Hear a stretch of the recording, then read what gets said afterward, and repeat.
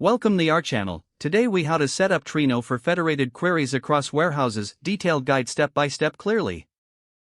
Begin by ensuring you have a Trino installation up and running. Make sure you have access to each data warehouse you want to query.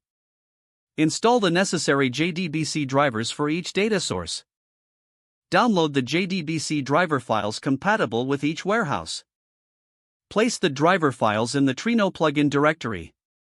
Edit the config.properties file in the Trino server's configuration directory.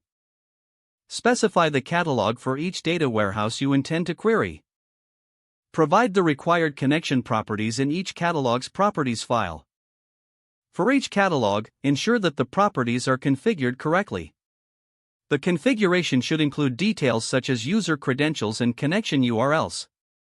Restart the Trino server to apply the changes. Once Trino is running, access the Trino CLI or the web interface. Execute a query to test the connectivity across the different warehouses. Use a simple SQL command, like select asterisk from catalog.schema.table. Check if the results return successfully from each data warehouse. If you encounter errors, review the configuration files for any typos. Verify the network connectivity between the Trino server and the data warehouses. Monitor the logs for any issues that arise during query execution. Experiment with more complex queries involving joins across different catalogs. Optimize queries based on the performance needs and the size of your datasets. Make use of Trino's capabilities to handle distributed SQL efficiently. Ensure to document the entire setup for future reference.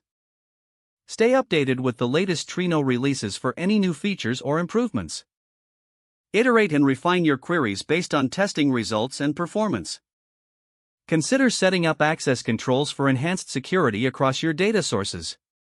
If the page does not load, refresh the browser or try again in a private or incognito window. Make sure you are using the correct email address, then retype it carefully to avoid small typos. If your password is not accepted, use the reset option and create a new strong password you can remember. Don't forget to like this video and subscribe to our channel for more step-by-step tech guides.